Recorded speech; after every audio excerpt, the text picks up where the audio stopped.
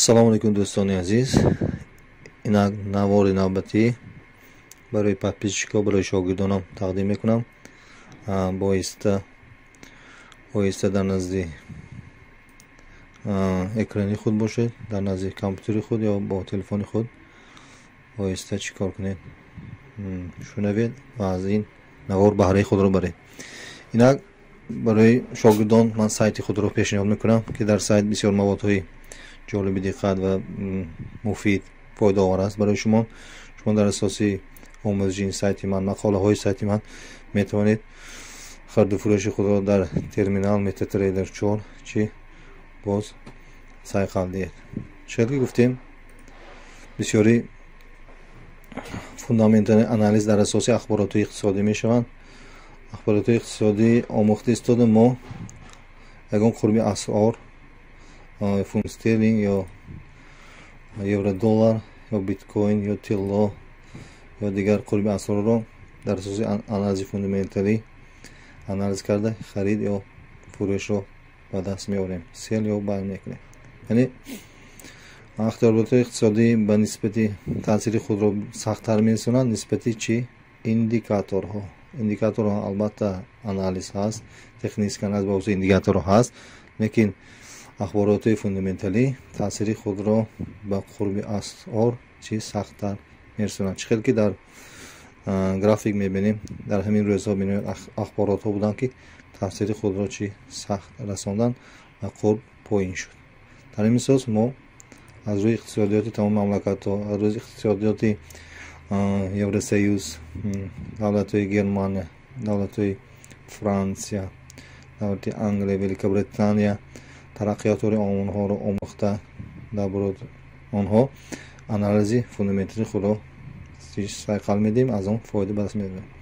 اینک من کمتر درباره سایت خود معلومات میدم، گفتی روزها که ابزار میکنم. اینک سایت من نامش شهرت اینفابیز هست. اینفابیز یعنی کوتاه کرده شده است، معنیش اینفورماسیونی بیزنس، یعنی بیزنس سودا با واسطه مقاله های چیزهای اینفورماسیونی. شما در اساس اینفورماسیون شما چیکار میکنید؟ پول کار میکنید. همین اینفورماسیون است. چون که میدونید در حاضر زمان در اینفورماسیون تکنولوژی است، تکنولوژی اینفورماسیونی است. کسی که از اینفورماسیون بای است او سودایش کارش چی پیش میره. تو درباره اخبارات دنیا در واسطه کریپتو، یعنی اخبارات کریپتو، اخبارات تمام دنیا، اخبارات فارکس باخبر نباشید، شما در این ترمینال کار کردنتون چی میشه؟ دشوار میشه. بنابراین با شما کمتر درباره سایت خود ابزار می‌دهید که این سایت من اساس میشود برای شما در ترمینال MT4 کار کرده از روی آنالیز فوندامنتالی این یا زدیلکا را چی آغاز کنید، یا سیل کنید یا بای کنید. بنابراین کمتر معلومات میتیم. چنین вкладка عبارت است سایت من: трейдинг, бизнес идеи, инвестиции, книга, новости криптовалют, фундаментальный анализ, новости валютного рынка, самые популярные ва чи контакт, یعنی سراغ من. اینک دیده میبریم вкладки трейдинг. در вкладки трейдинг методи анализи графики барни график است. این را بسیار آموزید که به شما نیز ضرور است. کسانی که نو یادگیر هستند، نویچاک هستند، گفتی خودمو که نو یادگیر هستند، البته این مقاله ها رو آموزند، آینده دانش آنها چی میشه؟ سلقه می‌یابد. تکنیک آنالیز با واسطه یپونسکی سویچو این را هم آموزید. فوندامنتال آنالیز آموزید. من درباره فوندامنتال آنالیز در کانال خود، یوتیوب کانال خود گفتگی بودم. شما نیز در این با زبان روسی نوشته شده است آموزید. من باوری اطمینان دارم که کامل دارم که باور دارم که بسیاری هموطنان ما زبان روسی را نیز نقص‌تر می‌دانند. این را آموزید. درباره طلا و اینوستیسی چخیل فایده خود را دارد. طلا همچون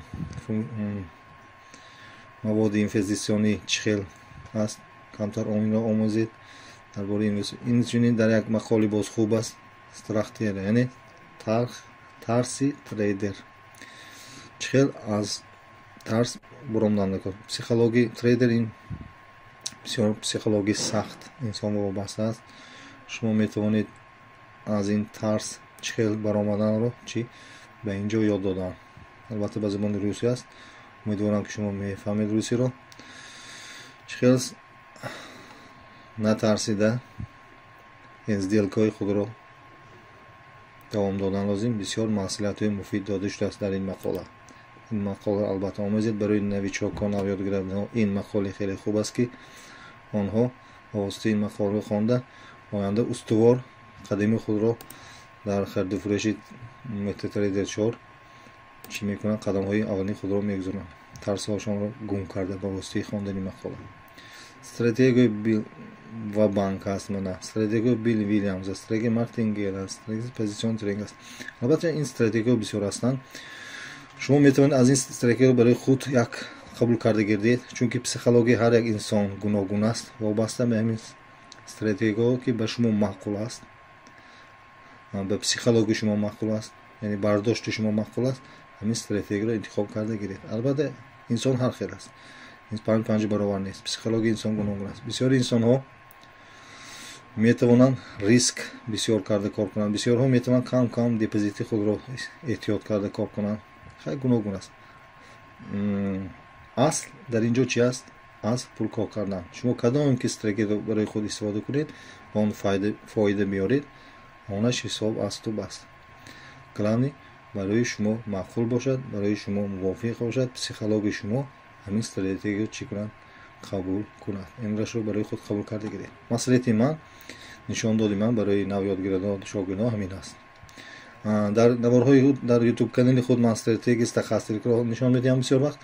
онро низ шумо ба худ истифода бурда метавонед ки ба воситаи стратегияи стахастик ман барои худам маъқул аст, мувофиқ аст, ба психологияи ман мувофиқ аст. бинобарин аз рӯи ҳамон стратегия кор карда ман фоидаи худро ба даст мебарам ки дар чанд наварҳои YouTube ман ба шумо нишон додам. инак дигар вкладкаро мебинем. бизнес идея. инсон ки мехоҳанд як капитали худро ҷамъ карда, пули худро ҷамъ карда ба ягон соҳа чӣ кунанд? сарф кунанд. дар низ ҷо низ бизнес идеяҳо чӣ ҳастанд? чӣ хел дар сет кор кардан дар кор новобаста аз берун, фақат дар дохили интернет. инҷа як статъи хуб аст. чӣ хел бо имайл расилка кор кардан мумкин аст? инҷа ҳама хонед. чӣ хел дар сайти Glopart пул кор кардан мумкин аст ба воситаи партнёрскии силкаҳо? инро низ омӯзед. як мақоли хуб дорад, як коучинг, як инструктажи хуб дорад. инам Евгений Вергус, ино ҳам омӯзад. касе ки инро меомӯзад метавонад дар сайтҳо, дар сомонаҳо як фоида ба даст бурад. асосан дар асос партнёрскии силка, яъне партнёрскии силка ҳамин мақоларо, яъне ҳамин маводро шумо дар сомонаҳои худ, дар Facebook, дар YouTube канал яъне реклама мекунед. вақте ки аз партнёрскии силки шумо гирифта маводи ҳамин касро ягон кас харидорӣ мекунад, албатта партнёрские вознаграждение, ҳаққи хизмати шумо ба шоти шумо чӣ гузаштан мегирад. ин ягон китоби хуб аст дар бори квадрат денежи патога. чӣ хел бизнесро ба вуҷуд овардан кор, чӣ хел бо пул кор кардан кор. миллиардери машҳур шумо медонед, Роберто Киясаки ин китобро нависааст. шумо ин китобро хонда, скачаткара гирифта хонда метавонед ки ин китоб бениҳоят чӣ аст? муфид аст. гиред ва омӯзед ва дар таҷрибаи худ истифода баред. дар бизнес чӣ хел маводро, чӣ хел намуди товарро, маҳсулотро гирифта мумкин аст инро чиз омӯзед. дар бизнеси онлайн чӣ хел дар образование пул кор кардан дар кор, инро ҳам низ омӯзед. дар трейдинг что такое short и long, инро чиз омӯзед. барои навёдгирандаҳо трейдинги навишо что такое котировка, инам хуб аст, инро омӯзед. spread и swap чӣ аст, инро чиз ҳам низ омӯзед. инчунин дар бораи инвеститсия аст дар ин вкладка. ин ҳам маводҳои хуб дорад, ҷолиби диққат дорад. инро чиз омӯзед. инвеститсия в криптовалюту 2021-2022 ҳам дахл дорад ин чиз. инвесторҳо дар 2022 чӣ хел капитали худро зиёд мекунанд, инро низ ин ба ҳамин сол ҳам дахл дорад. агарчанде ин статья, ин мақола 2020 чоп шуда бошад ҳам 2020 ҳам таъсири худро دارد. اکسیو چیستند، ابلیگاسیو چیست هستند، شتکو ETF چیست، اینها آموزید. من البته در یوتیوب کانال خود اینها مواد دارم، لیکن شما میتونید در اینجا باز مکملتر چی آموزید. در رازیل کتاب و حال مقاله نیست. آنکو کسانی که در کریپتوالوتا کار کردن میخوان، البته از اخبارات های کریپتوالوتا باخبر شده، ایستاده در کریپتوالوتا بیت کوین و لایت کوین چون کنند میتوانند کار کنند. هر یک اخباراتی که نسبت کریپتوالوتا میبراید، البته به تاثیر خوربی بیت کوین نسبت USD تاثیر خود رو میرساند. بنابراین هر روز شما میتوانید هر سحر از این سایت من استفاده بکنید درباره اخبارات های کریپتوالوتا، درباره فوندامنتال آنالیز، در فوندامنتال آنالیز بسیاری تریدرهای مشهوری دنیا استراتژی خود را پیشنهاد کردند، پروگنوز خود را پیشنهاد کردند.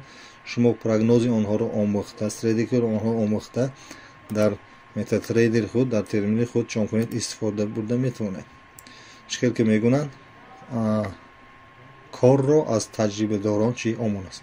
البته این تریدر تجربه دار با ما یک فکری خود را میتونن از روی فکری آنها من و شما نویادگیرنده ها چی میکنیم، یک عملی خود را استفاده برده فایده خود را به دست میبریم. درباره سنترال بانک، درباره روز جمعه چقدر اینفلاسیون، همه این را چی شما باید آموزید. اکنون شما اگر میخواهید که درباره اینفلاسیون، درباره پرسنت ستافکا چیست، اینها اگر آموختن خواهید به من سوال جواب شود، من البته درباره همین پرسنت ستافکا، درباره اینفلاسیون چیست در یوتیوب کانال خود یک نواری خود را با تشکیل میکنم.